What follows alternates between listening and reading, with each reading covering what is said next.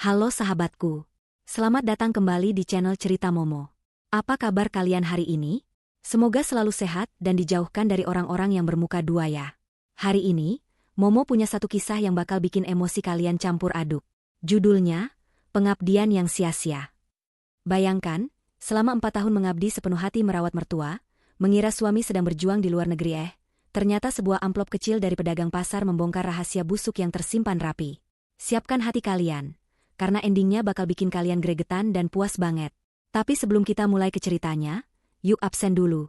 Jangan lupa tekan tombol like dan subscribe-nya sekarang juga biar kalian gak ketinggalan cerita seru lainnya. Terus, ramaikan kolom komentar di bawah ya. Tulis nama panggilan kalian, asal kota, dan ketik kata, hadir. Momo pengen sapa-sapa kalian semua yang setia nonton di sini. Sudah siap? Tarik napas panjang, mari kita masuk ke bab pertama. Suara ayam berkokok belum terdengar nyaring, tapi Ratna sudah terjaga. Matanya terasa berat, sisa kelelahan kemarin belum sepenuhnya hilang. Namun, kewajiban sebagai seorang istri dan menantu yang berbakti memaksanya untuk bangkit dari kasur tipis di lantai kamarnya. Ratna melirik jam dinding usang, pukul 4 pagi. Rutinitas tanpa akhir ini kembali dimulai. Di dapur yang sempit, Ratna mulai merebus air. Ia tahu betul, Ibu Sumi, mertuanya, tidak suka mandi dengan air dingin, apalagi di pagi buta begini. Ratna, airnya sudah matang belum? Ibu mau buang air. Teriakan melengking dari kamar sebelah membuat Ratna tersentak. Buru-buru ia mematikan kompor dan bergegas menuju kamar Ibu Sumi. Iya, Bu, ini Ratna datang, sahut Ratna lembut sambil membuka pintu kamar. Terlihat Ibu Sumi sedang duduk bersandar di kepala ranjang dengan wajah masam. Kakinya yang diselimuti kain batik tampak kaku. Sudah 4 tahun Ibu Sumi divonis lumpuh karena gejala stroke ringan.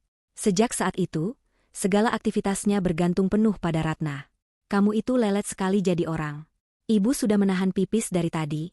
Kalau Ibu ngompol di kasur, kamu juga kan yang repot harus nyuci. Omel Ibu Sumi tanpa sedikit pun rasa kasihan melihat wajah menantunya yang masih bengkak bangun tidur. Ratna hanya menunduk, menelan rasa perih di hatinya. Maaf, Bu. Tadi kompornya agak susah nyala. Mari Ratna bantu, ucapnya pelan. Dengan sekuat tenaga, tubuh kecil Ratna memapah tubuh Ibu Sumi yang cukup berisi. Berat, sungguh berat. Punggung Ratna seringkali terasa nyeri luar biasa setiap malam, tapi ia tak pernah mengeluh. Pesan suaminya, Galih, selalu terngiang di telinganya. Jagain ibu ya, Dek. Mas kerja jauh di Kalimantan buat masa depan kita. Kamu harus jadi menantu yang baik. Kalimat itu yang menjadi mantra penguat Ratna. Galih, suaminya, pamit bekerja di proyek pertambangan di pedalaman Kalimantan sejak 4 tahun lalu. Katanya, di sana sinyal susah dan medannya berat, tapi gajinya besar. Demi impian memiliki rumah sendiri dan membiayai pengobatan ibu, Ratna rela ditinggal. Selesai mengurus Ibu Sumi, mulai dari memandikan, memakaikan baju, hingga menyuapi sarapan bubur, Ratna baru bisa mengurus pekerjaan rumah lainnya. Ia menyeret keranjang cucian yang menggunung ke sumur belakang. Keringat mulai bercucuran membasahi das terlusuhnya. Mbak Ratna, rajin amat pagi-pagi sudah nyuci, sapa Bu Tejo, tetangga sebelah yang sedang menyapu halaman. Pagar pembatas mereka yang hanya terbuat dari bambu, membuat percakapan terdengar jelas. Ratna tersenyum tipis sambil memeras baju. Iya nih, Bu Tejo. Cucian ibu banyak yang kena ompol semalam, harus segera dicuci biar nggak bau. Duh, kamu itu ya, Ratna, bidadari banget. Sabar bener ngurus mertua lumpuh sendirian. Suami jarang pulang, tapi kamu nggak pernah ngeluh. Coba kalau anak saya yang jadi mantu Ibu Sumi, wah, sudah kabur kali dia. Puji Bu Tejo geleng-geleng kepala. Ratna hanya menanggapi dengan senyum getir. Pujian orang lain tidak bisa menambal rasa sepi di hatinya. 4 tahun Galih pergi, dia baru pulang 3 kali. Itu pun hanya sebentar.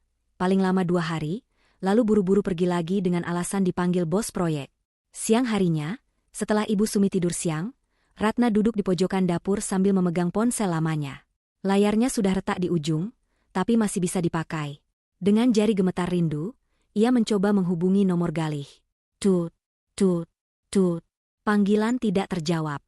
Ratna mencoba lagi, kali ini panggilannya ditolak. Tak lama, sebuah pesan singkat masuk. Mas lagi di site, Dek. Berisik mesin. Jangan telepon dulu, nanti dimarahin mandor. Sinyal juga putus-putus. Jaga ibu baik-baik. Uang bulanan nanti mas titip transfer kalau sudah turun ke kota. Ratna menghela napas panjang. Selalu begitu alasannya. Padahal Ratna hanya ingin mendengar suara suaminya, sekadar bertanya kabar atau bercerita lelahnya hari ini. Tapi Galih seolah membangun tembok tinggi yang tak bisa ditembus. Anehnya, Ratna sering mendengar Ibu Sumi tertawa-tawa sendiri di kamarnya saat Ratna sedang mencuci piring. Pernah sekali Ratna bertanya, Ibu Sumi bilang sedang mendengarkan sandiwara radio.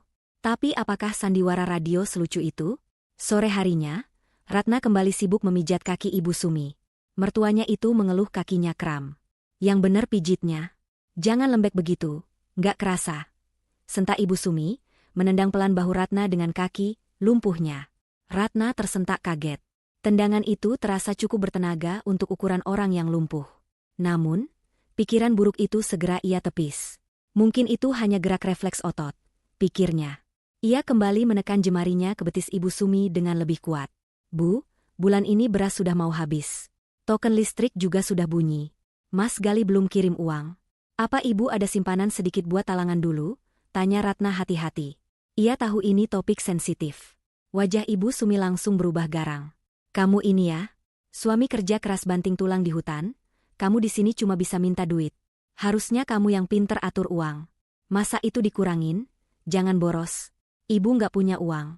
Uang ibu ya sudah habis buat beli obat. Ratna terdiam, lagi-lagi menelan ludah pahit. Padahal ia makan hanya dengan nasi sisa dan garam, sementara lauk ikan dan ayam selalu ia berikan untuk Ibu Sumi. Kemana lagi ia harus berhemat? Ratna akhirnya memutuskan, besok ia harus mengambil tawaran buruh cuci gosok di rumah Bu Lurah. Ia butuh uang tambahan tanpa harus mengemis pada Galih yang seolah tak peduli. Malam itu, Ratna tidur meringkuk kedinginan tanpa selimut tebal. Di benaknya, wajah Galih menari-nari. Ia rindu, tapi rindu itu perlahan mulai bercampur dengan rasa lelah yang amat sangat. Tanpa ia sadari, roda nasib sedang berputar, bersiap membuka tabir yang selama ini tertutup rapat di rumah kontrakan sempit itu. Ratna memejamkan mata, berdoa agar suaminya selalu sehat, tanpa tahu bahwa doa tulusnya itu ditujukan pada orang yang salah. Matahari sudah sepenggalah naik ketika Ratna baru saja menyelesaikan tumpukan cucian terakhir di rumah Bu Lurah. Punggungnya terasa kaku, dan jari-jarinya keriput memutih karena terlalu lama terendam air sabun. Namun, rasa lelah itu sedikit terobati ketika Bu Lurah menyodorkan 2 lembar uang pecahan Rp50.000. Bagi orang lain, uang segitu mungkin hanya cukup untuk sekali makan di kafe. Tapi bagi Ratna, ini adalah penyambung napas untuk 3 hari ke depan. Setidaknya, ia bisa membelikan lauk yang sedikit lebih layak untuk Ibu Sumi, mertuanya yang selalu menuntut pelayanan prima meski keadaan ekonomi mereka sedang morat-marit. Ratna, ini tambahan sedikit buat beli sabun cuci muka kamu, biar segeran dikit. Kamu itu masih muda, tapi mukanya kusut banget kayak baju belum disetrika. Gurau Bu Lurah sambil menyelipkan uang tambahan 20.000. Ratna tersenyum malu, menerima rezeki itu dengan tangan gemetar penuh syukur. Terima kasih banyak, Bu Lurah. Ini sudah lebih dari cukup. Doakan ya Bu, semoga Mas Galih segera dapat bonus biar Ratna nggak perlu merepotkan Bu Lurah terus. Bu Lurah menatap Ratna dengan pandangan iba yang sulit diartikan. Ia menghela napas pelan sebelum berbisik, seolah takut didengar angin. Ratna, sebenarnya saya agak heran. Suamimu itu kerja di tambang, kan? Setahu saya, gaji orang tambang itu besar. Loh, ponakan saya yang cuma jadi sopir di sana saja bisa kirim 5 juta per bulan ke istrinya. Masa Galih yang katanya mandor, kirim uang ke kamu seret banget? Pertanyaan itu seperti jarum halus yang menusuk ulu hati Ratna. Ia sendiri sering bertanya-tanya dalam diam, namun selalu ditepisnya dengan alasan-alasan positif. Mungkin pengeluaran Mas Galih di sana besar, Bu. Katanya biaya hidup di pedalaman mahal sekali. Belum lagi dia bilang sedang nabung buat beli tanah. Bu Lurah hanya mengangguk pelan, meski matanya menyeratkan ketidakpercayaan. Ya sudah, didoakan saja yang terbaik. Hati-hati di jalannya. Sepanjang perjalanan pulang, pikiran Ratna berkecamuk. Ucapan Bu Lurah terus terngiang. Benar juga, sudah 4 tahun Galih bekerja, tapi tabungan mereka masih nol. Bahkan untuk makan sehari-hari saja Ratna harus memeras keringat menjadi buruh cuci. Kemana perginya uang hasil kerja keras suaminya itu? Namun, lagi-lagi Ratna berusaha membunuh keraguan itu. Ia tidak boleh suzon pada suami sendiri. Pamali, kata orang tua dulu. Sesampainya di rumah kontrakan, suasana sunyi menyambutnya. Pintu depan tidak terkunci. Ratna melangkah masuk dan mendapati Ibu Sumi sedang duduk di kursi roda bututnya di ruang tengah, menatap televisi yang menampilkan acara gosip selebriti. Begitu melihat Ratna masuk, Wajah Ibu Sumi yang tadinya datar langsung berubah menjadi keruh. Dari mana saja kamu, Ratna? Jam segini baru pulang. Ibu sudah lapar. Tega benar kamu membiarkan mertua yang lumpuh ini kelaparan sendirian, semprot Ibu Sumi. Suaranya melengking, kontras sekali dengan tubuhnya yang katanya lemah tak berdaya. Ratna buru-buru meletakkan bungkusan plastik berisi sayur lodeh dan ikan asin yang dibelinya di warung tadi. Maaf, Bu. Cucian di tempat Bu Lurah banyak sekali hari ini. Ini Ratna bawakan sayur lodeh kesukaan Ibu. Ratna suapi ya. Belum sempat Ibu Sumi menjawab, ponsel tua Ratna yang diletakkan di atas meja bergetar hebat. Nama, Mas Galih, terpampang di layar. Jantung Ratna berdegup kencang. Rasa rindu membuncah seketika. Dengan tangan yang masih sedikit basah, ia menyambar ponsel itu dan menekan tombol hijau. Halo, Mas Galih? Assalamualaikum, sapa Ratna dengan suara bergetar menahan haru. Namun, jawaban di seberang sana terdengar dingin dan terburu-buru. Waalaikumsalam. Ratna, mana Ibu? Mas mau ngomong sama Ibu. Penting. Kasihkan HP-nya sekarang. Senyum Ratna memudar perlahan. Tidak ada pertanyaan, apa kabar? Tidak ada kata rindu. Hanya perintah. Dengan hati mencelos, Ratna mendekatkan ponsel itu ke telinga Ibu Sumi. Bu, Mas Galih mau bicara. Wajah Ibu Sumi yang tadi cemberut, seketika berubah cerah bagaikan langit setelah badai. Ia menyambar ponsel itu dengan gerakan tangan yang gesit, sangat gesit untuk ukuran orang yang sering mengeluh tangannya kaku karena asam urat. Halo, Galih anakku sayang. Duh, Gusti, Ibu kangen sekali sama kamu, Le. Suara Ibu Sumi berubah menjadi manja dan penuh energi. Ratna mundur beberapa langkah, duduk di tikar pandan sambil memperhatikan interaksi itu. Ada pemandangan ganjil yang membuat nalurinya terusik. Ibu Sumi tertawa lepas, terbahak-bahak mendengar cerita Galih di telepon. Tubuhnya berguncang karena tawa, kakinya yang katanya lumpuh terlihat bergerak-gerak mengikuti irama tawanya yang renyah. Wajahnya merah merona, segar bugar. Di mana perginya wanita tua yang tadi merintih kelaparan dan kesakitan? Oh ya? Wah, enak sekali itu. Hahaha, iya, iya. Nanti Ibu bilang ke Ratna. Tenang saja, di sini aman kok. Kamu jaga kesehatannya di sana. Jangan telat makan, ucap Ibu Sumi dengan nada yang sangat riang. Percakapan itu berlangsung lama. 5 menit, 10 menit, hingga hampir 20 menit. Ratna hanya bisa menatap nanar. Ia istri Galih, tapi ia bahkan tidak diberi kesempatan bicara lebih dari 10 detik. Rasa cemburu menyelinap, bukan cemburu asmara, tapi cemburu pada perhatian yang begitu timpang. Setelah puas tertawa-tawa, Ibu Sumi akhirnya menjauhkan ponsel itu sedikit dari telinganya. Wajahnya kembali dipasang mode serius. Nih, istrimu mau ngomong. Katanya pulsanya mau habis. Ujar Ibu Sumi ketus sambil menyodorkan ponsel itu kembali ke Ratna. Ratna menerima ponsel itu dengan harapan yang tersisa. Halo, Mas? Dek. Suara Galih terdengar datar, seolah energinya sudah habis tersedot saat bicara dengan ibunya tadi. Mas barusan kirim uang 500.000. Kamu irit-irit ya. Di sini lagi sepi proyek, jadi bonus belum turun. 500.000, Mas? Ratna tercekat. Tapi, Bu butuh obat nyeri sendi yang harganya 200.000. Beras habis, kontrakan nunggak seminggu. Mas, apa nggak ada lebih? Ratna capek Mas kalau harus nyuci terus. Suara Ratna mulai serak, menahan tangis yang mendesak keluar. Hening sejenak di seberang sana, lalu terdengar helaan napas kasar. Kamu itu jangan nuntut terus kenapa sih? Mas di sini kerja banting tulang, taruhan nyawa. Kamu di rumah cuma leha-leha jaga ibu aja banyak ngeluh. Bersyukur dikit. Harusnya kamu ngerti kondisi suami, bentak Galih. Air mata Ratna akhirnya tumpah. Leha-leha? Tangannya sampai kapalan karena mencuci baju orang demi sesuap nasi, dan suaminya bilang ia leha-leha? Ratna nggak nuntut. Mas, Ratna cuma minta keadilan. Ratna juga istrimu. Ah, sudahlah. Sinyal jelek. Nanti kalau ada rezeki lagi Mas kirim. Jagain ibu yang benar. Awas kalau ibu lapor kamu macem-macem. Tut. Sambungan telepon terputus sepihak.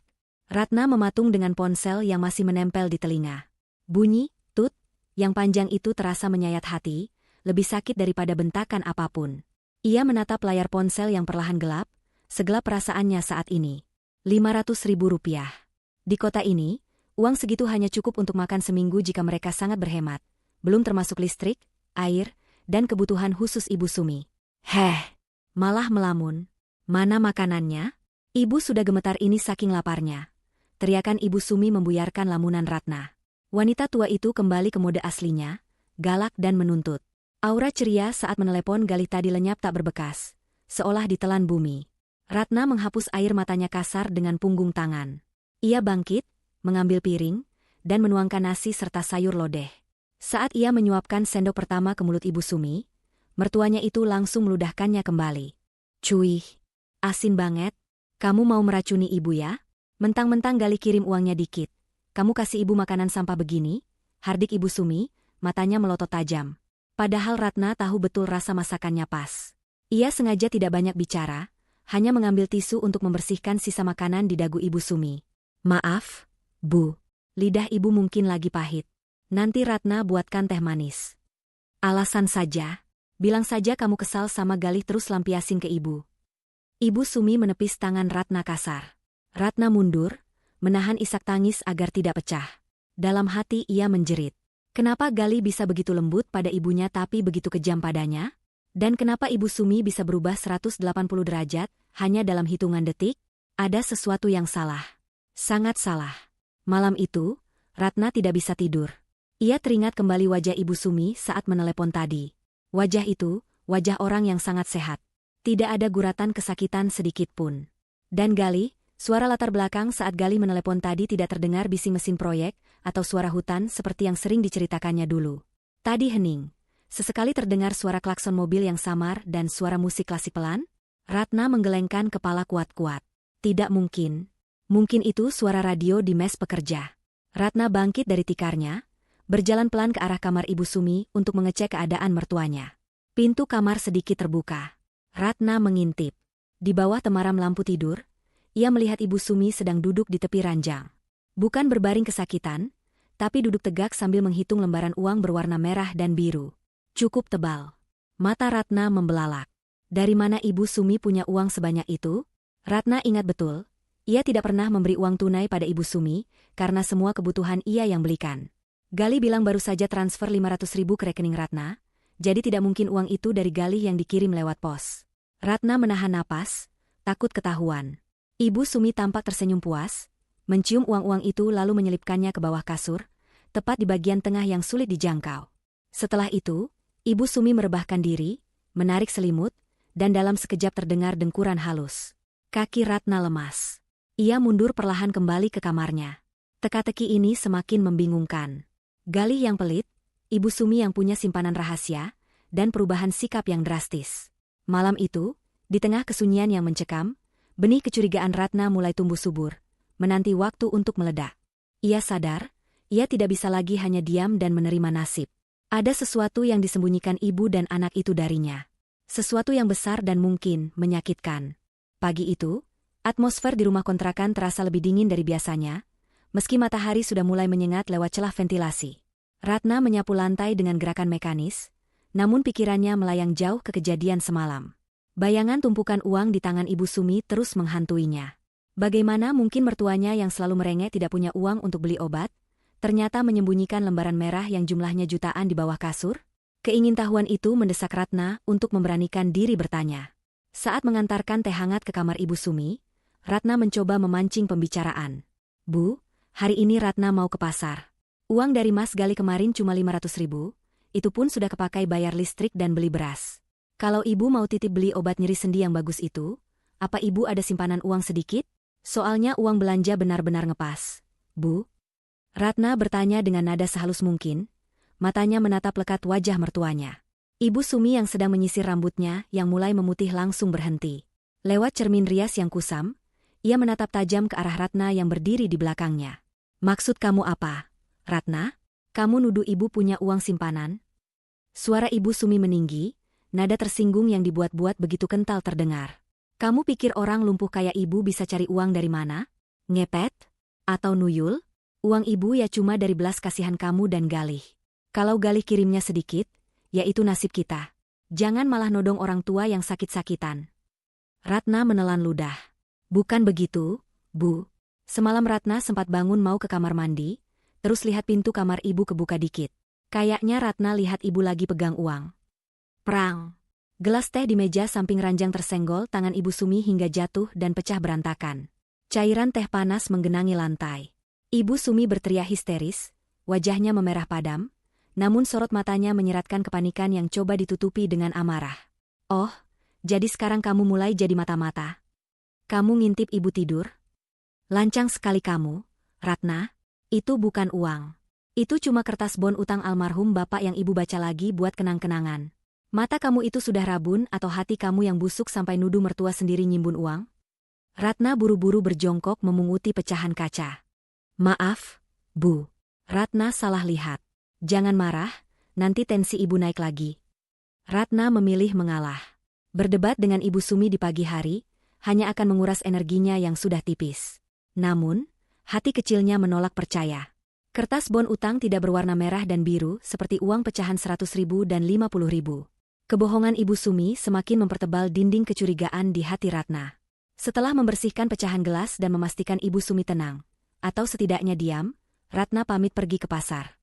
Ia berjalan kaki menyusuri gang sempit keluar dari komplek kontrakan kumuh itu. Jarak ke pasar tradisional sekitar 2 kilometer.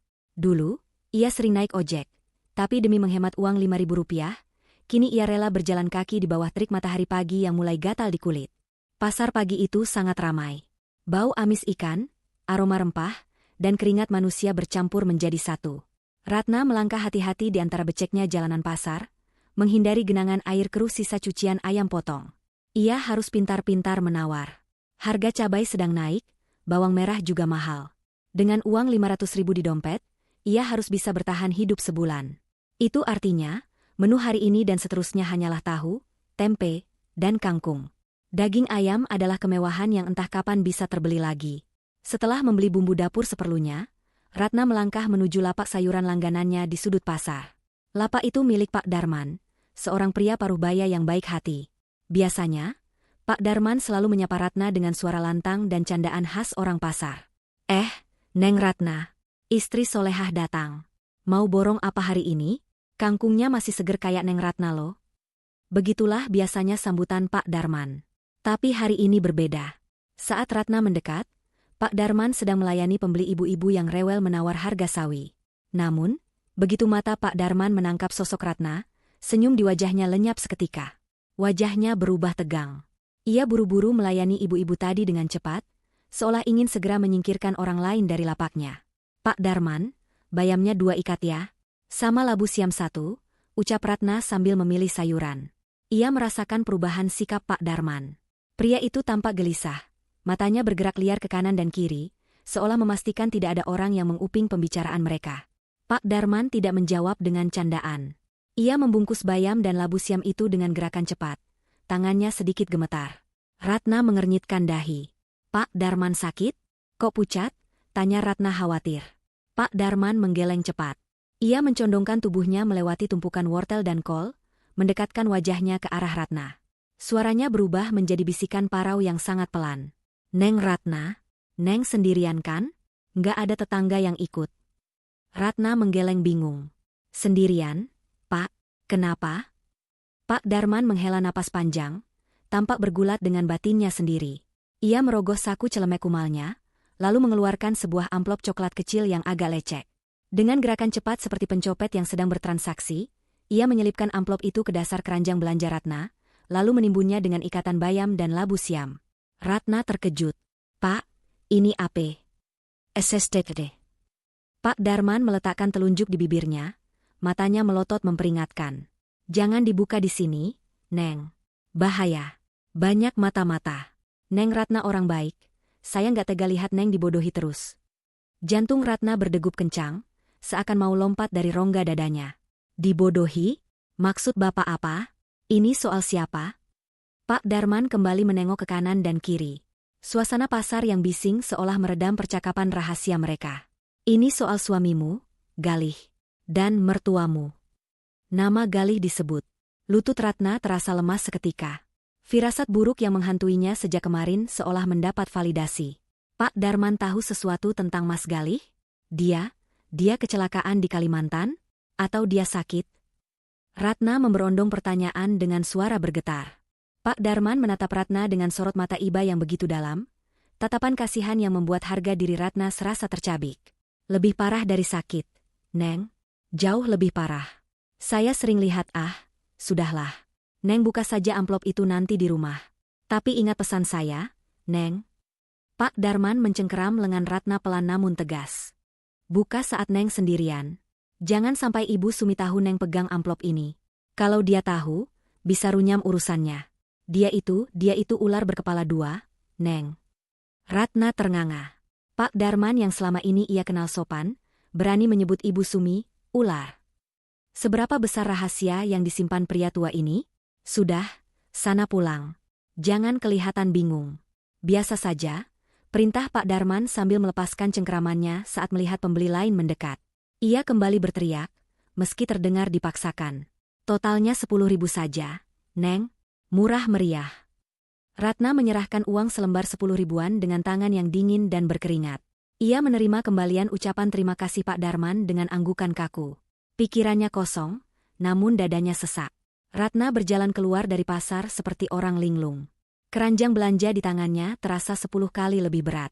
Bukan karena bayam atau labu siam, tapi karena amplop coklat kecil yang tersembunyi di dasarnya. Amplop itu seolah memancarkan panas yang membakar rasa penasaran sekaligus ketakutan Ratna. Apa isinya? Apakah surat pemecatan Galih? Atau surat utang? Tapi kenapa Pak Darman bilang, dibodohi? Dan kenapa Ibu Sumi disebut ular? Langkah kaki Ratna semakin cepat.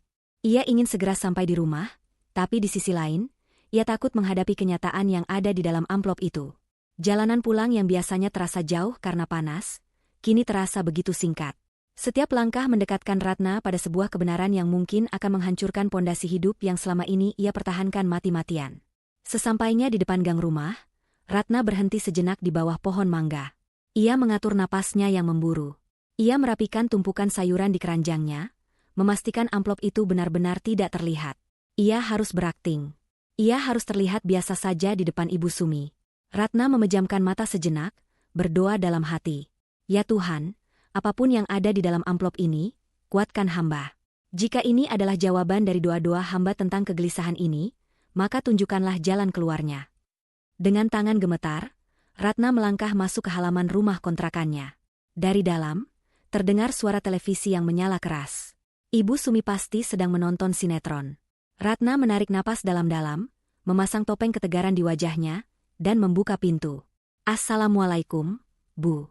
Ratna sudah pulang. Ucapnya lantang, berusaha menutupi gemuruh di dadanya. Namun, Ratna tahu, setelah ia membuka amplop itu nanti, hidupnya tidak akan pernah sama lagi. Babak baru penderitaannya, atau mungkin kebangkitannya, akan segera dimulai. Dan amplop dari Pak Darman adalah kuncinya. Kamu beli apa saja sih, Ratna? Kok lama sekali? Suara cempreng Ibu Sumi langsung menyambut Ratna begitu ia melangkahkan kaki melewati ambang pintu.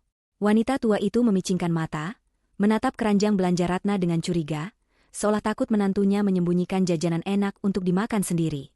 Ratna berusaha menetralkan degup jantungnya yang masih memburu. Ia mencengkeram erat gagang keranjang, memastikan amplop coklat di dasarnya tidak bergeser sedikitpun. Antre, Bu. Pasar lagi ramai banget. Tadi juga Ratna milih bayam yang paling segar buat Ibu. Jawab Ratna, suaranya terdengar sedikit parau. Halah, alasan. Sini Ibu lihat. Ibu Sumi mengulurkan tangannya, hendak mengaduk isi keranjang. Panik menyergap Ratna. Jika Ibu Sumi menemukan amplop itu sekarang, tamatlah riwayatnya. Seketika, otak Ratna berputar mencari alasan. Ia memegang perutnya dan meringis kesakitan. Aduh, Bu, perut Ratna sakit banget. Kayaknya masuk angin atau salah makan tadi sebelum berangkat. Ratna ke kamar mandi dulu ya, Bu. Enggak tahan. Tanpa menunggu persetujuan Ibu Sumi, Ratna langsung berlari menuju kamar mandi yang terletak di pojok belakang rumah, dekat dapur. Ia mengabaikan teriakan Ibu Sumi yang memaki-makinya karena dianggap tidak sopan. Dasar menantu kurang ajar. Orang mau lihat belanjaan malah ditinggal lari. Awas kalau kamu lama-lama di sana, cucian piring sudah numpuk. Ratna membanting pintu kamar mandi yang terbuat dari seng berkarat itu, lalu menguncinya rapat-rapat. Napasnya tersengal-sengal. Di ruangan sempit berukuran 1x1 meter yang pengap dan berbau lembab inilah satu-satunya tempat ia memiliki privasi. Tangan Ratna merogoh saku daster, mengeluarkan amplop coklat lecek pemberian Pak Darman. Benda itu terasa panas di tangannya. Dengan tangan gemetar hebat, Ratna merobek ujung amplop. Isinya bukan surat, melainkan beberapa lembar foto yang dicetak di kertas mengkilap. Ratna menarik lembar pertama. Darah Ratna serasa berhenti mengalir. Di foto itu, terlihat sosok Galih, suaminya. Pria yang katanya sedang berjuang di tengah hutan belantara Kalimantan, bermandi lumpur dan keringat demi masa depan mereka. Tapi di foto itu, Galih terlihat sangat berbeda. Ia mengenakan kemeja biru muda yang licin dan rapi, potongan rambutnya klimis ala eksekutif muda. Ia sedang duduk di sebuah kursi empuk, di hadapannya terhidang piring besar berisi steak daging tebal dan gelas minuman berwarna merah cantik. Ratna menahan napas, menarik lembar foto kedua. Kali ini Galih tidak sendiri. Di sampingnya duduk seorang wanita cantik. Kulitnya putih bersih, rambutnya hitam bergelombang, dan ia mengenakan gaun yang terlihat mahal. Tangan wanita itu melingkar mesra di lengan Galih. Mereka berdua tertawa lepas, saling bertatapan penuh cinta. Senyum Galih di foto itu adalah senyum yang sudah lama hilang dari hidup Ratna. Senyum yang dulu pernah membuat Ratna jatuh cinta, kini diberikan cuma-cuma pada wanita asing itu. Air mata Ratna menetes, jatuh tepat di atas permukaan foto licin itu. Tapi kejutan terbesarnya ada di foto ketiga. Foto itu diambil dari jarak yang agak jauh, namun cukup jelas. Galih sedang berdiri menggendong seorang anak laki-laki. Anak itu berkulit putih, matanya bulat, dan wajahnya adalah cetakan yang sempurna dari wajah Galih. Anak itu tertawa riang sambil memegang balon. Di samping mereka, wanita cantik tadi tersenyum sambil memegangi kaki mungil si anak. Mereka terlihat seperti keluarga bahagia. Keluarga yang sempurna. Ratna membekap mulutnya sendiri agar jeritan tangisnya tidak terdengar keluar. Tubuhnya merosot ke lantai kamar mandi yang dingin dan basah. Ia membalik foto itu, berharap ada penjelasan, tapi hanya ada stempel tanggal digital di pojok bawah. 1 minggu yang lalu. 1 minggu yang lalu? Ratna menatap kembali foto pertama. Matanya menyipit, memperhatikan latar belakang foto tersebut. Di belakang Galih, terlihat sebuah neon box bertuliskan, Skyview Resto Lounge. Ratna tahu tempat itu. Itu adalah restoran mewah yang terletak di rooftop salah satu mall terbesar di pusat kota ini. Kota tempat Ratna tinggal. Jaraknya hanya sekitar 10 km dari kontrakan kumuh ini. Dunia Ratna runtuh seketika. Jadi, selama ini Galih tidak di Kalimantan? Cerita tentang hutan, sinyal susah, tidur di barak, makan mie instan semuanya bohong? Ratna merasa mual. Perutnya benar-benar sakit sekarang. Bukan karena masuk angin, tapi karena hantaman kenyataan yang begitu brutal. Selama 4 tahun Ratna hidup seperti budak. Makan nasi garam, menahan rindu, dimaki-maki Ibu Sumi, bekerja kasar sampai tangannya kasar dan kapalan. Demi apa? Demi membiayai Galih yang ternyata hidup mewah di kota yang sama? Ya Allah! Mas Galih, kenapa Mas tega? Isak Ratna lirih, suaranya tercekat di tenggorokan. Ia menatap wajah anak kecil di foto itu lagi. Usianya sekitar 3 tahun. Itu artinya, Galih sudah memiliki hubungan dengan wanita itu sejak tahun pertama kepergiannya. Atau mungkin, Galih tidak pernah pergi bekerja. Ia pergi untuk membangun keluarga baru. Tiba-tiba, potongan-potongan teka-teki itu mulai menyatu di kepala Ratna. Uang kiriman yang sedikit. Alasan tidak bisa ditelepon. Ibu Sumi yang punya uang simpanan rahasia. Ibu Sumi yang tertawa lepas saat menelepon Galih. Dan tatapan kasihan Pak Darman. Semuanya masuk akal sekarang. Ibu Sumi tahu. Mertuanya itu pasti tahu semuanya. Ratna bukan hanya dikhianati oleh suaminya, tapi juga dipermainkan oleh mertuanya sendiri. Mereka berdua bersekongkol menjadikan Ratna sapi perah dan pembantu gratisan. Ibu Sumi menikmati perawatan tulus Ratna, sementara Galih menikmati hidup barunya tanpa beban mengurus ibu yang sakit. Ratna, kamu mati di dalam sana ya? Lama amat. Ibu mau pipis. Gedoran keras di pintu kamar mandi membuat Ratna tersentak. Ratna buru-buru menghapus air matanya. Ia tidak boleh lemah. Ia tidak boleh hancur sekarang. Jika ia keluar dengan mata sembab dan menangis meraung-raung, Ibu Sumi pasti akan curiga dan melapor ke Galih. Dan Galih pasti akan memutarbalikkan fakta atau bahkan kabur lagi. Tidak. Ratna meremas foto-foto itu, lalu menyelipkannya ke balik pakaian dalamnya, tempat paling aman yang tidak mungkin digeledah Ibu Sumi. Ia menyalakan keran air, membasuh wajahnya berkali-kali untuk menyamarkan sembab di matanya. Ia menatap pantulan wajahnya di ember air. Wajah wanita bodoh yang sudah ditipu mentah-mentah selama 4 tahun. Tapi sorot mata di pantulan air itu perlahan berubah. Kesedihan itu memadat, mengkristal menjadi sesuatu yang keras dan dingin. Dendam. Ratna membuka pintu kamar mandi. Ibu Sumi sudah berdiri di sana dengan wajah garang, siap menyemburkan omelan. Kamu ini ngapain aja sih? Mandi kembang? Bentak Ibu Sumi. Ratna menatap Ibu Sumi. Untuk pertama kalinya, ia melihat wanita tua itu bukan sebagai mertua yang harus dihormati, melainkan sebagai monster yang memakai topeng manusia. Maaf, Bu. Perut Ratna sakit sekali tadi, jawab Ratna datar. Tidak ada nada minta maaf yang tulus dalam suaranya. Halah, alasan. Minggir. Ibu Sumi mendorong bahu Ratna kasar dan masuk ke kamar mandi. Ratna berdiri mematung di depan pintu dapur. Tangannya mengepal kuat hingga kukunya menancap ke telapak tangan. Rasa sakit fisik itu membantunya tetap sadar. Tunggu saja, Mas Galih. Tunggu saja, Bu, bisik Ratna pada angin yang berhembus. Kalian pikir aku bodoh? Mulai hari ini, aku bukan lagi Ratna yang penurut. Aku akan cari tahu di mana sarang kalian, dan aku akan pastikan kalian membayar setiap tetes air mataku. Ratna melangkah menuju keranjang belanjanya yang tergeletak. Ia mengambil bayam dengan tenang. Ia akan memasak. Ia akan makan. Ia butuh tenaga.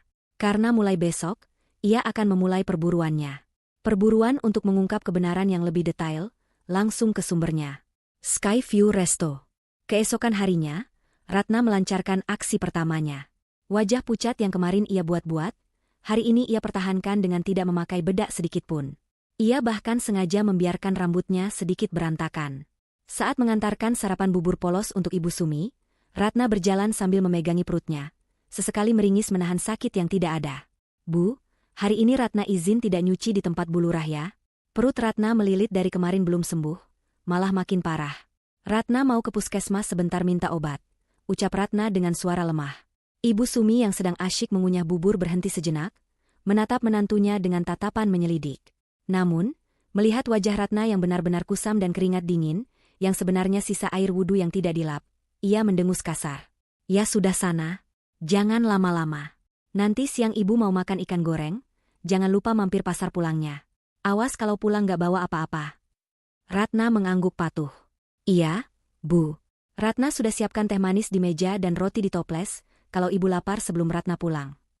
Setelah berhasil keluar dari rumah tanpa dicurigai, Ratna tidak menuju puskesmas.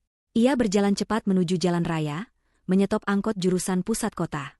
Jantungnya berdegup kencang, bukan karena sakit, tapi karena adrenalin. Di dalam tas kusamnya, terselip foto Galih yang ia curi pandang berkali-kali semalam, memastikan ia tidak sedang bermimpi buruk. Perjalanan memakan waktu 1 jam.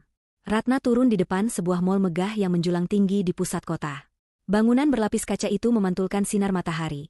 Terlihat begitu menyilaukan dan mengintimidasi bagi Ratna yang hanya mengenakan gamis sederhana dan sandal jepit yang sudah tipis tumitnya. Ia menarik napas panjang, menguatkan hati. Demi kebenaran, bisiknya. Ratna masuk ke dalam mal. Hawa dingin AC langsung menyergap kulitnya, kontras dengan panasnya udara di luar. Ia merasa seperti alien di tempat itu. Orang-orang berlalu lalang dengan pakaian modis dan wangi parfum mahal, sementara ia berbau minyak angin. Ratna menundukkan kepala, berusaha tidak menarik perhatian, dan mencari papan petunjuk menuju rooftop. Lift kaca membawanya naik ke lantai paling atas. Begitu pintu lift terbuka, tulisan besar, Skyview Resto Lounge, menyambutnya. Tempat itu terlihat sangat mewah. Lantainya marmer mengkilap, lampu gantung kristal menghiasi langit-langit, dan pemandangan kota terlihat jelas dari dinding kaca.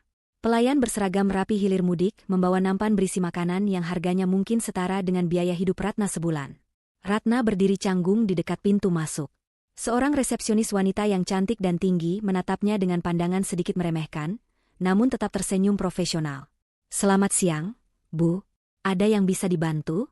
Mau reservasi atau bertemu seseorang? Tanyanya, matanya sekilas menyapu penampilan Ratna dari atas ke bawah. Ratna meremas tasnya. Ia tahu ia tidak pantas berada di sini sebagai tamu. Maaf, Mbak. Saya mau tanya.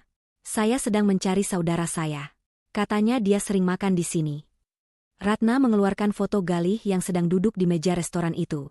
Ia menutupi bagian foto yang menampilkan wanita dan anak kecil itu dengan jempolnya, hanya memperlihatkan wajah Galih dan latar belakang restoran. Resepsionis itu melirik sekilas, lalu keningnya berkerut.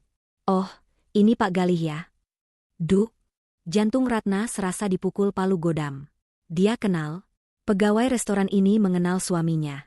Berarti benar, Galih adalah pelanggan tetap. Iya, Mbak kenal? Tanya Ratna, berusaha menyembunyikan getar dalam suaranya. Tentu saja, Pak Galih kan member VIP di sini. Beliau sering sekali dinner di sini setiap akhir pekan. Jawab resepsionis itu santai, tanpa sadar kalimatnya sedang menghancurkan hati wanita di depannya. Tapi hari ini beliau belum datang. Bu, biasanya beliau datang Sabtu malam. Setiap akhir pekan? Ratna menggigit bibir bawahnya. Setiap akhir pekan Galih makan enak di sini, sementara Ratna di rumah kontrakan sedang memijat kaki Ibu Sumi sambil menahan lapar. Mbak tahu di mana rumah Pak Galih? Soalnya ada urusan keluarga mendadak. HP-nya tidak bisa dihubungi. Ratna berbohong, matanya memelas. Resepsionis itu menggeleng. Waduh, kalau alamat rumah saya kurang tahu, Bu. Itu privasi pelanggan. Ratna lemas. Jejaknya terputus di sini. Ia hendak berbalik pergi dengan langkah gontai ketika seorang satpam yang berdiri tak jauh dari meja resepsionis berdehem pelan. Satpam itu, pria parubaya yang terlihat ramah, mendekati Ratna saat resepsionis itu sibuk mengangkat telepon. Bu, maaf saya dengar tadi ibu cari Pak Galih, bisik satpam itu. Ratna menoleh cepat, harapan kembali menyala di matanya. Iya, Pak, Bapak tahu.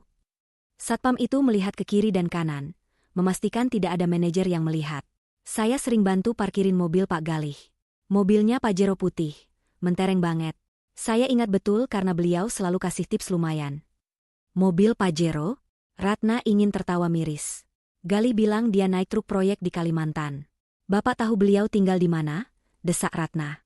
Saya pernah dengar beliau ngobrol sama istrinya di lobi saat nunggu mobil. Mereka mau pulang ke arah Permata Regensi. Itu loh, Bu, perumahan elit yang baru dibangun di daerah selatan. Katanya beliau ambil unit yang paling besar di sana, jelas Pak Satpam polos. Ia mengira wanita di foto itu, Clara, adalah satu-satunya istri Galih. Istrinya cantik ya, Pak? Tanya Ratna lirih, memastikan.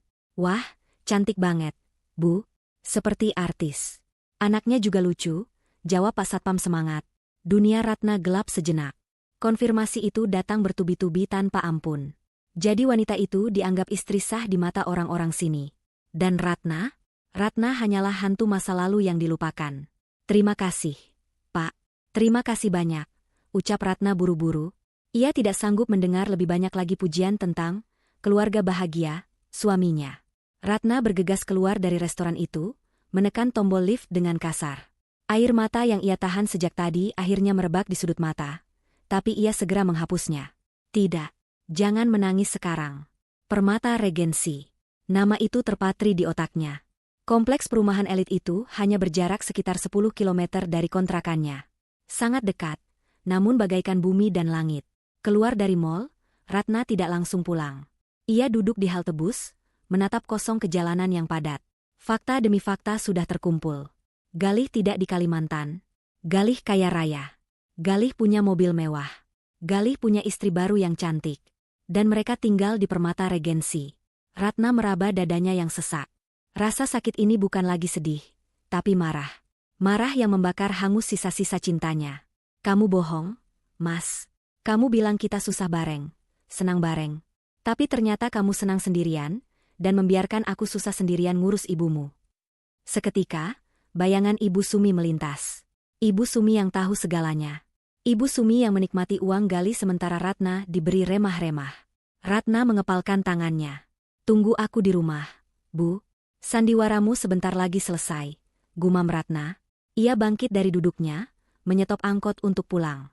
Tapi kali ini, tujuannya bukan hanya pulang. Ia akan melakukan sesuatu yang lebih nekat. Ia harus melihat dengan mata kepalanya sendiri rumah di Permata Regensi itu. Tapi sebelum itu, ia harus menghadapi Ibu Sumi lagi, memainkan peran sebagai menantu bodoh sedikit lebih lama lagi, sembari menyusun rencana untuk membongkar kebusukan mereka tepat di depan hidung mereka. Di dalam angkot yang pengap, Ratna menyusun strategi. Ia tidak akan melabrak sekarang. Itu terlalu mudah bagi mereka. Ia ingin bukti yang lebih kuat. Ia ingin melihat mereka bersama. Dan ia ingin menghancurkan mereka di saat mereka merasa paling aman. Ratna menatap jalanan dengan tatapan dingin, tatapan seorang wanita yang hatinya telah dimatikan oleh pengkhianatan. Matahari sore menyisakan guratan jingga di langit ketika Ratna tiba kembali di kontrakan. Di tangannya, ia menjinjing kantong plastik berisi ikan kembung segar, pesanan khusus Ibu Sumi. Sepanjang perjalanan pulang dari pusat kota, Ratna telah menyusun skenario di kepalanya. Ia harus bermain cantik.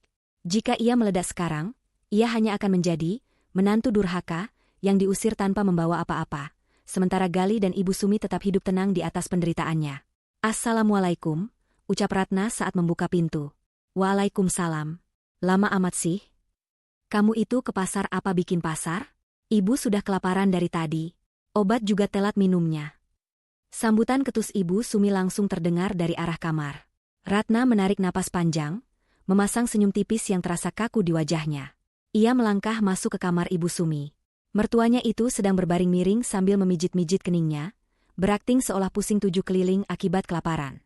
"Maaf ya, Bu. Tadi angkotnya ngetem lama banget. Ini Ratna bawakan ikan kembung yang besar-besar. Ratna goreng kering pakai sambal terasi kesukaan Ibu ya," ujar Ratna dengan nada lembut yang dibuat-buat. Mata Ibu Sumi langsung berbinar mendengar menu makan malamnya, meski ia berusaha tetap terlihat kesal. "Ya sudah, cepetan. Jangan gosong masaknya. Awas kalau asin lagi kayak kemarin." Ratna beranjak ke dapur. Sambil membersihkan ikan, pikirannya melayang pada sosok wanita cantik di foto itu. Clara. Nama yang disebut Pak Satpam tadi. Ratna membayangkan bagaimana Clara dilayani Mbak Ratu di restoran mewah, sementara dirinya di sini berbau amis darah ikan demi melayani ibu dari suami yang mengkhianatinya. Pisau di tangan Ratna mengiris perut ikan dengan gerakan yang sedikit lebih kasar dari biasanya. Setelah masakan matang, Ratna membawa nampan berisi nasi hangat, ikan goreng kering, dan sambal terasi ke hadapan Ibu Sumi. Aroma sedap langsung memenuhi kamar pengap itu. Ibu Sumi yang tadinya lemas mendadak bertenaga, langsung duduk tegak tanpa bantuan. "Nah, ini baru makanan," gumam Ibu Sumi sambil menyuap nasi dengan lahap. Ia makan begitu cepat, seolah takut ada yang merebut jatahnya. Ratna duduk bersimpuh di lantai, memijat kaki Ibu Sumi yang katanya mati rasa itu. Ia menunggu momen yang tepat. Saat Ibu Sumi sedang asyik mengunyah ekor ikan yang renyah, Ratna mulai melancarkan pancingannya. "Bu," panggil Ratna pelan. Apa lagi? Minta duit lagi?" sahut Ibu Sumi tanpa menoleh, mulutnya penuh makanan. "Bukan, Bu. Tadi di angkot Ratna dengar ibu-ibu gosip. Katanya ada tetangga mereka suaminya kerja di luar kota, bilangnya kerja keras, ternyata di sana malah nikah lagi sama janda kaya. Istri pertamanya di kampung dibohongi bertahun-tahun," cerita Ratna, matanya menatap lekat ekspresi Ibu Sumi. Gerakan tangan Ibu Sumi yang hendak mengambil sambal terhenti sejenak. Hanya sepersekian detik, tapi Ratna menangkapnya. Ada jeda yang tidak wajar. "Terus kenapa? Kurang kerjaan banget kamu dengerin gosip murahan," cibir Ibu Sumi, kembali melanjutkan makannya, namun kali ini kunyahannya terlihat lebih pelan. "Ya kasihan saja sama istri pertamanya, Bu. Sudah setia, nungguin, ngerawat mertua, dikhianati," lanjut Ratna, sengaja menekankan kata, merawat mertua. "Bu, kira-kira kalau Mas Gali ternyata kayak gitu, Ibu gimana? Kalau Mas Gali ternyata punya istri lagi yang lebih kaya, Ibu bakal marah nggak sama Mas Gali?" Prang. Sendok di tangan Ibu Sumi jatuh beradu dengan piring. Wajah wanita tua itu merah padam seketika. Ia menoleh ke arah Ratna dengan mata melotot, napasnya memburu. Namun, di balik kemarahan itu, Ratna melihat sesuatu yang lain. Ketakutan. Panik. Sorot mata seseorang yang tertangkap basah. "Kamu ngomong apa barusan? Doain suamimu selingkuh? Dasar istri nggak tahu diuntung," bentak Ibu Sumi. Suaranya melengking tinggi, memecah keheningan sore. "Suamimu itu kerja banting tulang di hutan, nyaris mati kena malaria demi kamu, demi ibu. Tega-teganya kamu punya pikiran kotor begitu." Ratna cuma nanya, "Bu, kan cuma berandai-andai." Ratna mencoba membela diri dengan tenang. "Nggak ada andai-andai, ucapan itu doa. Kamu itu curigaan terus sama Galih. Apa karena uang bulanannya dikit? Dasar mata duitan. Harusnya kamu bersyukur masih punya suami yang tanggung jawab. Lihat diri kamu, Ratna. Kamu itu cuma lulusan SMA. Muka pas-pasan, nggak punya apa-apa. Kalau bukan Galih yang mungut kamu jadi istri, siapa yang mau?" Kata-kata Ibu Sumi meluncur deras bagai peluru, tajam dan menyakitkan. Ia menyerang fisik dan harga diri Ratna untuk menutupi kepanikannya. Taktik manipulasi klasik. Ratna hanya diam, menunduk. Bukan karena takut, tapi menyembunyikan senyum sinis yang mulai terukir di bibirnya. Reaksi Ibu Sumi terlalu berlebihan untuk sebuah pertanyaan pengandaian. Jika Ibu Sumi tidak tahu apa-apa, harusnya ia akan membela anaknya dengan kalimat wajar seperti, nggak mungkin Gali begitu." Tapi Ibu Sumi malah marah besar dan menyerang balik Ratna secara personal. Itu adalah respon pertahanan diri. "Maaf, Bu."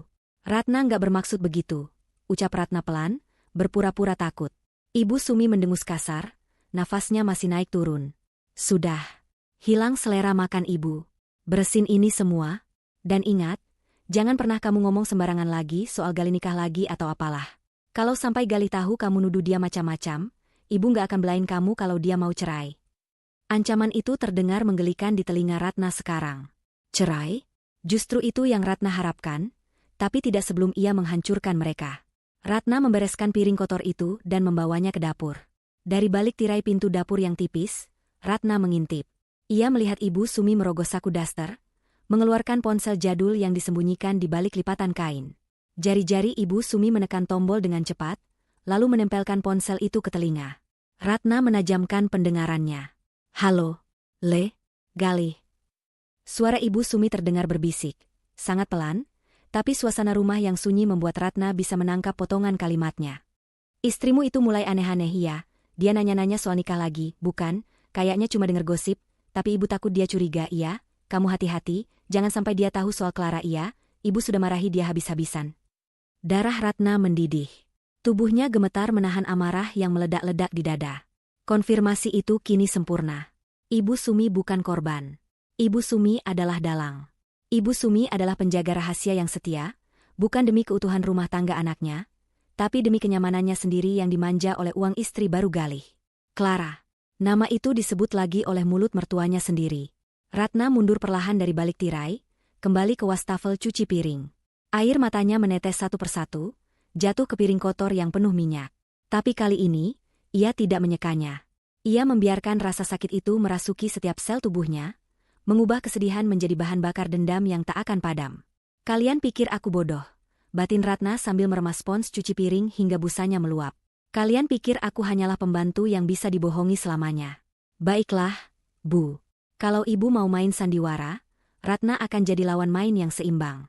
Nikmatilah sisa-sisa hari tenangmu, karena badai sebentar lagi akan datang. Malam itu, Ratna tidur dengan perasaan yang anehnya lebih tenang. Ia tidak lagi dihantui ketidakpastian.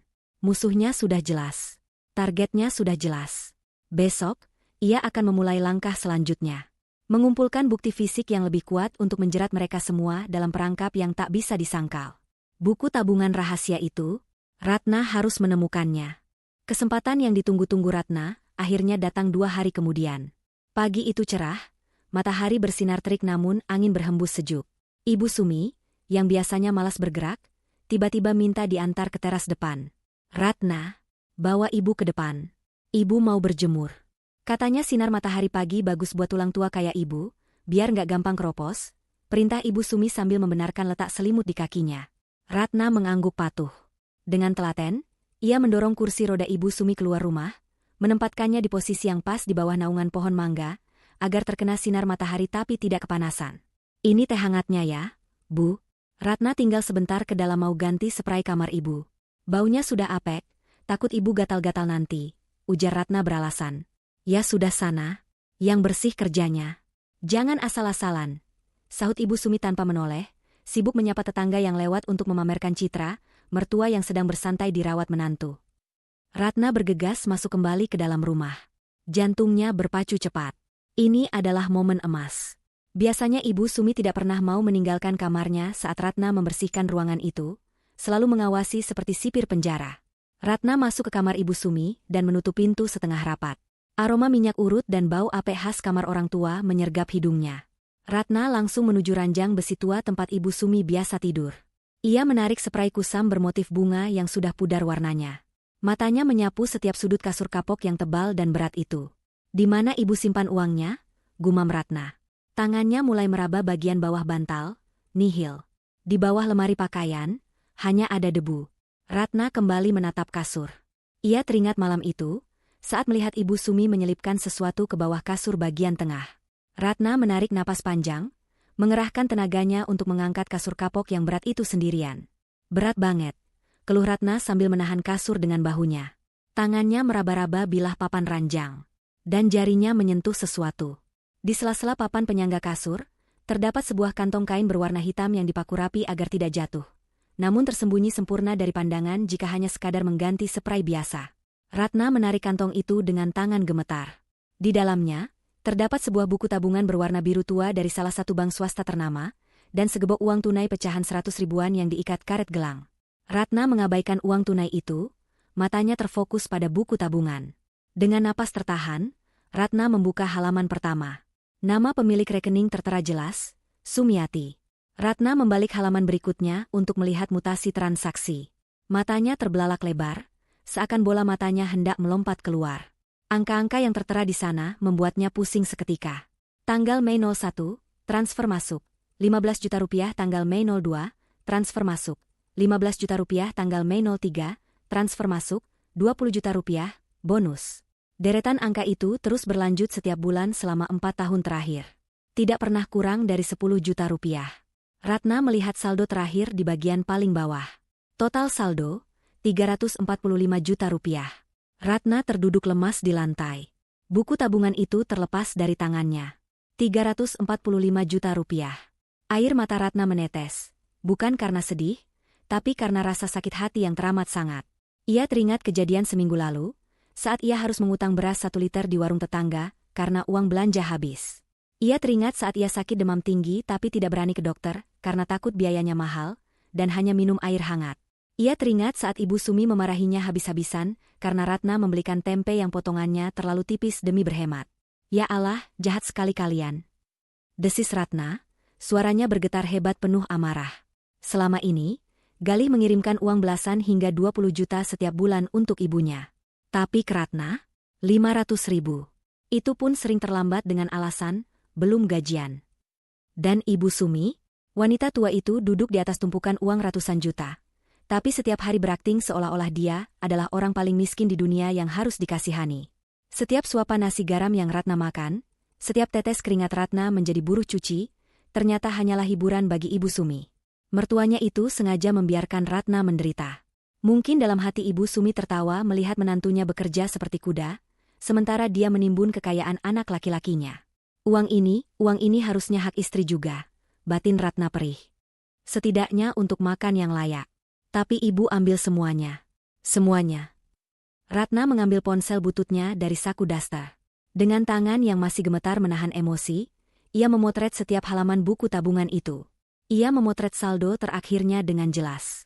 Ia juga memotret tumpukan uang tunai di dalam kantong hitam itu. Ini bukti. Bukti keserakahan yang tak terbantahkan. Suara batuk Ibu Sumi terdengar dari arah teras, diikuti teriakan memanggil nama Ratna. Ratna. Kok lama banget sih? Ibu haus lagi nih. Ratna tersentak. Ia buru-buru memasukkan kembali buku tabungan dan uang itu ke dalam kantong hitam, lalu menyelipkannya kembali ke bawah kasur di posisi semula. Ia merapikan spray dengan cepat, memastikan tidak ada jejak yang tertinggal. Ratna berdiri, mengatur napas, dan menghapus air matanya kasar. Wajahnya yang tadi penuh kesedihan kini berubah keras. Tatapannya dingin. Rasa hormat dan kasih sayang yang dulu ia miliki untuk mertuanya telah hangus terbakar, berganti menjadi kebencian yang murni. Ratna keluar dari kamar membawa spray kotor. Saat melewati Ibu Sumi di teras, Ratna tersenyum. Senyum yang sangat manis, namun mata Ratna tidak tersenyum sama sekali. Sudah selesai, Bu. Kasurnya sudah rapi, maksud Ratna, bantalnya sudah Ratna tepuk-tepuk biar empuk.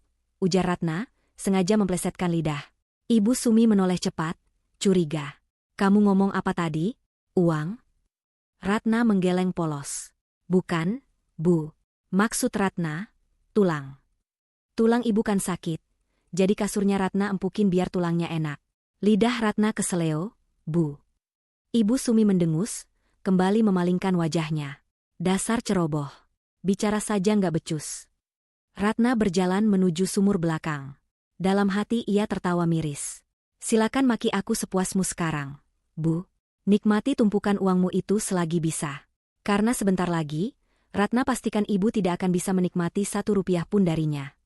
Fakta menjijikan ini membuat tekad Ratna semakin bulat. Ia tidak akan pergi dengan tangan kosong. Ia akan mengambil apa yang menjadi haknya, dan menghancurkan kebahagiaan palsu yang dibangun di atas penderitaannya. Target selanjutnya, melihat langsung kehidupan mewah Galih dan keluarga barunya. Ratna harus melihat betapa bahagianya mereka, agar dendamnya semakin sempurna. Hari Jumat menjadi hari yang mendebarkan bagi Ratna. Pagi-pagi sekali, Ibu Sumi sudah berdandan rapi. Ia mengenakan kebaya encim terbaiknya yang selama ini tersimpan di lemari, lengkap dengan selendang sutra. Baunya wangi semerbak, bukan bau minyak angin seperti biasanya, melainkan parfum bunga melati yang menyengat. Ratna, panggilkan taksi online sekarang. Ibu mau kontrol ke dokter spesialis di kota sebelah. Katanya ada terapi baru yang bagus. Perintah Ibu Sumi sambil mematut diri di cermin. Wajahnya dipoles bedak tebal, menutupi keriput-keriput kebohongannya. Ratna menatap mertuanya dengan tatapan datar. Perlu Ratna antar, Bu? Nanti ibu susah jalannya kalau sendirian. Tawar Ratna, sekadar memancing reaksi. Nggak usah, tolak Ibu Sumi cepat. Nadanya panik. Mobilnya penuh nanti. Ibu pergi sama Bu Tejoko, janjian di depan gang. Kamu di rumah saja, bersihkan gudang belakang. Sudah banyak tikus. Ratna mengangguk patuh. Baik, Bu, hati-hati. Begitu taksi yang menjemput Ibu Sumi menghilang di tikungan gang, Ratna tidak menuju gudang. Ia berlari ke kamar, menyambar tas kusamnya, dan memakai jaket lusuh untuk menutupi wajahnya. Ia harus tahu kemana sebenarnya Ibu Sumi pergi. Firasatnya mengatakan, hari ini bukan jadwal ke dokter, melainkan jadwal, setoran, kasih sayang dari anak kesayangannya. Ratna naik ojek pangkalan, meminta abang ojek mengantar ke Permata Regensi. Sepanjang perjalanan, angin menerpa wajah Ratna yang tegang. Jarak 10 kilometer terasa begitu jauh. Setibanya di seberang gerbang megah perumahan elit itu, Ratna turun dan bersembunyi di balik sebuah warung kopi pinggir jalan. Matanya menyapu area gerbang yang dijaga ketat oleh satpam berseragam safari. Tidak mungkin ia bisa masuk ke dalam tanpa kartu akses. Namun, Ratna teringat ucapan satpam mal kemarin, mobil Galih adalah Pajero putih. Ratna memutuskan untuk menunggu. Ia bertaruh pada nasib. Jika Tuhan mengizinkan kebenaran terungkap, maka ia akan melihatnya hari ini. 1 jam berlalu. Panas matahari mulai menyengat. Ratna nyaris putus asa ketika tiba-tiba sebuah mobil Pajero putih mengkilap melaju pelan dari arah dalam kompleks menuju gerbang keluar. Jantung Ratna berhenti berdetak sesaat. Plat nomornya B1090 Gal. Inisial nama suaminya. Mobil itu berhenti tepat di depan minimarket yang letaknya hanya 20 meter dari tempat persembunyian Ratna. Sepertinya mereka hendak membeli camilan untuk perjalanan. Pintu pengemudi terbuka. Turunlah sosok pria gagah dengan kacamata hitam. Gal. Ia terlihat lebih gemuk dan bersih dibandingkan terakhir kali pulang ke rumah setahun lalu. Ia mengenakan kaos polo bermerek dan celana pendek kargo, tampilan santai orang kaya yang sedang menikmati libur akhir pekan. Pintu penumpang depan terbuka. Seorang wanita cantik dengan rambut di blow sempurna turun. Itu pasti Clara. Ia menggandeng seorang anak laki-laki lucu yang memegang mainan robot. Mereka tertawa, terlihat begitu harmonis. Namun, pemandangan yang membuat darah Ratna mendidih hingga ke ubun-ubun terjadi beberapa detik kemudian. Pintu penumpang belakang terbuka. Ratna menahan napas, matanya tak berkedip. Keluarlah Ibu Sumi. Tapi, tidak ada kursi roda yang diturunkan. Tidak ada tongkat penyangga. Ibu Sumi menapakkan kakinya ke aspal dengan mantap. Ia berdiri tegak, lalu berjalan memutari mobil menuju cucu barunya dengan langkah yang ringan dan gesit. Sangat gesit. Aduh, cucu oma ganteng banget sih. Mau beli es krim ya? Terdengar suara Ibu Sumi yang melengking ceria, tanpa sedikit pun nada merintih kesakitan yang setiap hari menjadi makanan telinga Ratna. Ratna membekap mulutnya sendiri agar tidak berteriak. Air matanya tumpah tanpa bisa ditahan. Kakinya lemas menyaksikan sandiwara paling kejam di depan matanya. Lihatlah wanita tua itu. Wanita yang di rumah Ratna selalu merengek minta dipijat karena kakinya mati rasa. Wanita yang membiarkan Ratna memandikannya, membersihkan kotorannya, dan menggendongnya ke kamar mandi karena mengaku tidak kuat berdiri. Ternyata, di sini ia bisa berjalan lancar, bahkan setengah berlari kecil mengejar cucunya yang lari ke arah pintu minimarket. Ya Allah, ya Allah. Isak Ratna lirih. Dadanya sesak bukan main. Galih terlihat merangkul bahu ibunya dengan sayang. Clara menggandeng lengan Ibu Sumi di sisi lain. Mereka bertiga berjalan masuk ke minimarket layaknya keluarga bahagia tanpa celah. Mereka tertawa, bercanda, menikmati hidup mewah mereka. Sementara Ratna hanyalah babu yang ditinggal di gubuk derita untuk menjaga, topeng, kemiskinan mereka. Ratna adalah tumbal agar Ibu Sumi bisa punya alasan untuk tidak tinggal serumah dengan menantu kaya rayanya. Mungkin Clara tidak mau direpotkan mengurus mertua, tapi tetap bisa menikmati fasilitas mewah secara berkala. Ratna mengeluarkan ponselnya dengan tangan gemetar hebat. Dari celah dinding warung kopi, ia merekam video durasi pendek. Ia menzoom kamera ke arah Ibu Sumi yang sedang berjalan keluar dari minimarket sambil menjilat es krim cone, tertawa lepas tanpa beban. Rekaman itu hanya 15 detik, tapi cukup untuk menghancurkan hidup mereka nanti. Mas Galih, bisik Ratna dengan tatapan nyalang. Kamu tega membiarkan istrimu jadi budak ibumu yang sehat walafiat. Kamu biarkan aku hancur demi kenyamanan ibumu. Mobil Pajero itu pun melaju pergi meninggalkan area minimarket. Ratna masih berdiri mematung di sana, menatap debu jalanan yang ditinggalkan kendaraan mewah itu. Rasa sakit di hatinya perlahan memadat, membeku menjadi sebuah tekad yang dingin dan tajam. Tidak ada lagi air mata. Tidak ada lagi rasa kasihan. Ratna menghapus sisa air mata di pipinya dengan kasar. Ia menatap video di ponselnya sekali lagi. Bukti sudah lengkap. Motif sudah jelas. Pelaku sudah teridentifikasi. Ratna berbalik badan, menyetop angkot untuk pulang. Tapi kali ini, ia pulang bukan untuk mengabdi. Ia pulang untuk mempersiapkan panggung eksekusi. Ibu Sumi akan pulang nanti sore dengan cerita bohong tentang dokter dan obat pahit. Dan Ratna akan menyambutnya dengan hidangan, penutup yang tak akan pernah dilupakan mertuanya itu seumur hidup. Selamat bersenang-senang hari ini, Bu. Tertawalah sepuasnya, gumam Ratna dingin di dalam angkot yang bising. Karena besok, ibu tidak akan bisa tertawa lagi. Ratna meremas tasnya. Rencana di kepalanya sudah tersusun rapi. Ia akan memasak makanan kesukaan Ibu Sumi malam ini. Ia akan menjadi menantu yang sangat manis. Sebelum ia melepaskan bom waktu yang akan meluluhlantakkan sandiwara mereka hingga ke akar-akarnya. Perjalanan pulang terasa sangat singkat, seiring dengan dendam yang memacu adrenalin di darah Ratna. Babak akhir permainan ini sudah dimulai. Ratna tiba di rumah kontrakan dengan langkah ringan yang mengerikan. Wajahnya tenang, terlalu tenang untuk seseorang yang baru saja menyaksikan pengkhianatan terbesar dalam hidupnya. Di dalam rumah yang sunyi, Ratna memulai persiapan terakhirnya. Ia tidak langsung mengemas barang-barangnya. Itu terlalu mencolok. Ia punya rencana yang lebih rapi. Pertama, Ratna masuk ke kamar Ibu Sumi. Ia kembali mengangkat kasur kapok yang berat itu. Kali ini, ia tidak hanya mengintip. Dengan gerakan cepat, ia mengambil kantong hitam berisi uang tunai dan buku tabungan itu. Ratna memindahkan isinya ke dalam tas pribadinya yang sudah ia siapkan di balik lemari bajunya sendiri. Sebagai gantinya, ia memasukkan tumpukan kertas koran bekas yang dipotong seukuran uang ke dalam kantong hitam itu, lalu mengikatnya kembali dan meletakkannya di posisi semula di bawah kasur. Biarlah Ibu Sumi nanti merasakan syok terapi saat mengecek harta karunnya. Setelah itu, Ratna mulai mengemasi pakaiannya. Ia tidak membawa semuanya, hanya yang penting-penting saja. Beberapa setel baju ganti, ijazah, surat nikah, dan perhiasan emas peninggalan almarhumah ibunya yang untungnya tidak pernah ia jual meski hidup susah. Semua ia masukkan ke dalam koper tua yang ia sembunyikan di kolong tempat tidur kamarnya. Selesai urusan barang, Ratna pergi ke dapur. Ia mulai memasak. Aroma bumbu gulai yang pekat segera memenuhi ruangan.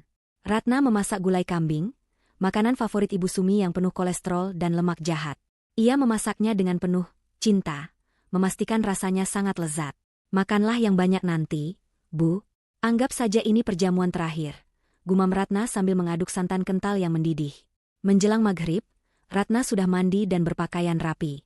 Ia mengenakan daster terbaiknya yang bersih dan wangi. Rumah sudah disapu bersih.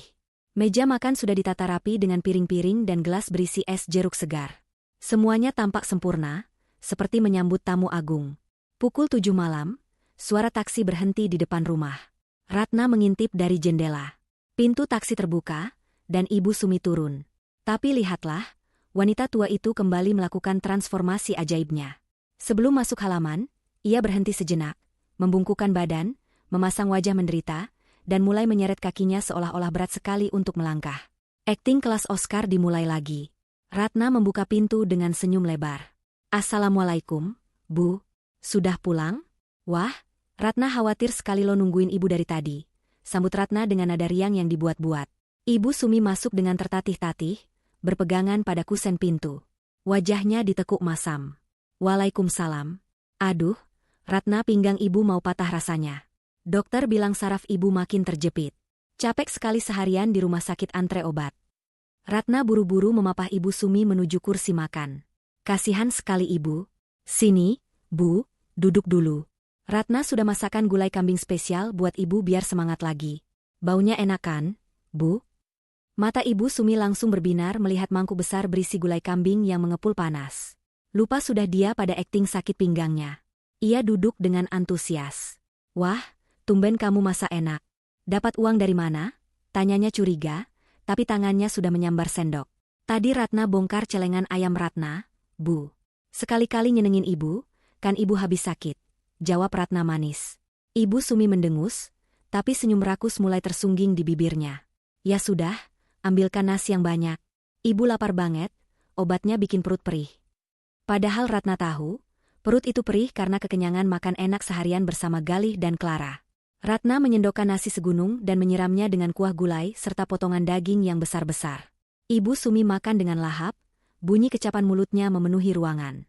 Ratna duduk di hadapannya, hanya menatap mertuanya makan tanpa menyentuh makanannya sendiri. Ibu makannya pelan-pelan, nanti tersedak, ujar Ratna lembut. Enak. Tumben masakanmu pas bumbunya, puji Ibu Sumi dengan mulut penuh. Ratna tersenyum. Iya dong, Bu. Kan Ratna masak pakai hati. Oh ya, Bu. Tadi Pak RT mampir ke sini. Ibu Sumi berhenti mengunyah sejenak. Pak RT? Ngapain? Nagih iuran sampah? Bukan, Bu. Pak RT cuma mastiin data warga. Terus Ratna bilang, kalau mulai besok Ratna mungkin gak tinggal di sini lagi. Ucap Ratna santai. Ibu Sumi tersedak. Ia terbatuk-batuk keras, wajahnya memerah. Ratna dengan sigap menyodorkan segelas air, tapi tidak menepuk punggungnya. Ia hanya melihat. Uhuk. Maksud kamu apa, Ratna? Kamu mau minggat? Mau jadi istri durhaka ninggalin mertua sakit sendirian? Bentak Ibu Sumi setelah batuknya reda, matanya melotot marah. Ratna masih tersenyum, tapi kali ini senyumnya berubah dingin. Bukan minggat, Bu, tapi pindah. Kontrakan ini kan habis besok. Dan Ratna nggak punya uang buat bayar perpanjangan. Mas Galih kan belum kirim uang. Apa? Kontrakan habis? Ibu Sumi panik. Ia lupa soal tanggal jatuh tempo kontrakan karena terlalu asyik menikmati hidup mewah. Terus kita mau tinggal di mana? Di kolong jembatan? Kamu telepon Galih sekarang. Minta dia transfer. Ratna menggeleng pelan. Nggak usah repot-repot telepon Mas Galih. Bu, Ratna sudah punya rencana lain. Lagian, ibu kan punya tabungan. Masa ibu lupa? Wajah Ibu Sumi memucat seketika. Tabungan apa? Kamu jangan ngaco ya. Ratna bangkit dari kursinya. Ia berjalan perlahan mengelilingi meja makan, berhenti tepat di belakang kursi Ibu Sumi. Ia membungkuk, membisikkan sesuatu tepat di telinga mertuanya. Tabungan di bawah kasur, Bu. Yang isinya ratusan juta itu. Yang dari Mas Galih. Tubuh Ibu Sumi menegang kaku seperti patung. Sendok di tangannya jatuh berdenting ke lantai. Rahasianya terbongkar. Jantungnya berdegup kencang, keringat dingin mulai bercucuran di pelipisnya. Kak, kamu tahu dari mana? Suara Ibu Sumi bergetar hebat, tak lagi galak. Ratna menegakkan tubuhnya, berjalan kembali ke hadapan Ibu Sumi. Wajahnya kini tanpa ekspresi, sorot matanya tajam menusuk. Ratna tahu semuanya, Bu. Semuanya. Soal uang itu. Soal Mas Galih yang gak pernah ke Kalimantan. Soal Clara. Soal cucu ibu. Dan soal ibu yang bisa jalan lancar kayak atlet lari. Ibu Sumi ternganga. Mulutnya terbuka tapi tidak ada suara yang keluar. Ia seperti melihat hantu di siang bolong. Jadi, Bu, lanjut Ratna dengan nada final. Malam ini, nikmati gulai kambingnya sampai habis. Karena besok pagi, saat matahari terbit, Ratna akan pergi dari sini. Ratna sudah kemasi barang-barang Ratna.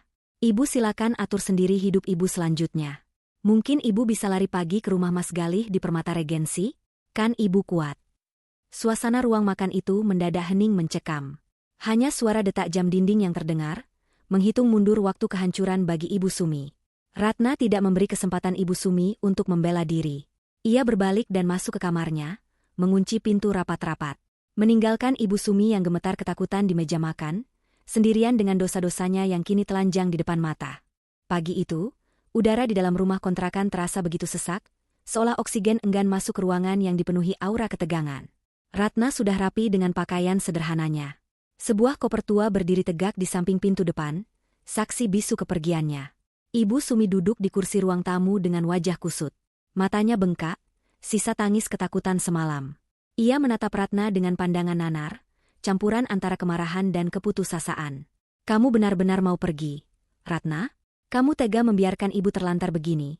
Suara ibu Sumi serak, mencoba memeras sisa-sisa iba yang mungkin masih ada di hati menantunya. Ratna tersenyum tipis sambil membenarkan letak kerudungnya di depan cermin. Tega? Bukankah ibu lebih tega? 4 tahun, Bu. 4 tahun Ratna diperlakukan seperti sapi perah. Ratna rasa itu sudah cukup untuk membayar lunas, budi, Ratna sebagai menantu. Tapi Gali akan marah besar kalau tahu kamu pergi. Dia bisa menceraikanmu. Ancam Ibu Sumi, namun nadanya terdengar lemah. Ratna tertawa kecil, tawa yang terdengar kering. Cerai? Itu yang Ratna tunggu, Bu. Tolong sampaikan ke anak kesayangan ibu itu, urus surat cerainya secepatnya. Kalau dia tidak mau urus, biar Ratna yang gugat dengan bukti perselingkuhan dan penelantaran. Ratna punya semua buktinya, lengkap. Ratna berjalan mendekati Ibu Sumi, lalu meletakkan amplop coklat, amplop yang sama dari Pak Darman, ke pangkuan mertuanya. Ini hadiah perpisahan buat ibu. Foto-foto kebahagiaan anak ibu dengan istri barunya. Simpan baik-baik, siapa tahu ibu kangen cucu kalau ibu lagi sendirian di jalanan nanti. Tangan Ibu Sumi gemetar saat menyentuh amplop itu. Kak, kamu mau kemana? Kontrakan ini habis hari ini. Ibu mau tinggal di mana? Itu bukan urusan Ratna lagi, jawab Ratna dingin. Oh ya, satu lagi. Ibu pasti penasaran kan dengan tabungan ibu di bawah kasur? Mata Ibu Sumi membelalak. Ia baru ingat harta karunnya. Ratna sudah mengambil isinya semalam. Bisik Ratna, membuat wajah Ibu Sumi pucat pasi seputih kertas. 345 juta rupiah. Anggap saja itu gaji rapel Ratna selama 48 bulan menjadi perawat, pembantu, dan tukang masak ibu. Kalau dibagi, gaji Ratna sebulan sekitar 7 juta. Murah kan untuk layanan 24 jam? Maling, kembalikan uangku. Jerit Ibu Sumi histeris, mencoba bangkit dari kursinya untuk menerjang Ratna. Namun, karena panik, kakinya tersandung kaki meja dan ia jatuh tersungkur ke lantai. Ratna tidak bergerak sedikit pun untuk menolong. Ia hanya menatap datar mertuanya yang menggeliat di lantai. Jangan teriak maling, Bu. Ratna cuma mengambil hak Ratna yang ibu dan Galih rampas. Di dalam kantong hitam di bawah kasur itu, Ratna sudah ganti isinya dengan potongan koran. Lumayan buat ibu baca-baca kalau bosan. Ratna menarik pegangan kopernya. Suara roda koper yang bergesekan dengan lantai semen terdengar nyaring. Selamat tinggal, Bu. Semoga ibu sehat terus ya, biar bisa jalan kaki ke rumah Clara.